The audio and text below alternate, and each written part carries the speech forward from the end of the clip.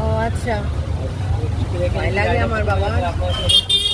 ও আচ্ছা আচ্ছা, যাই হোক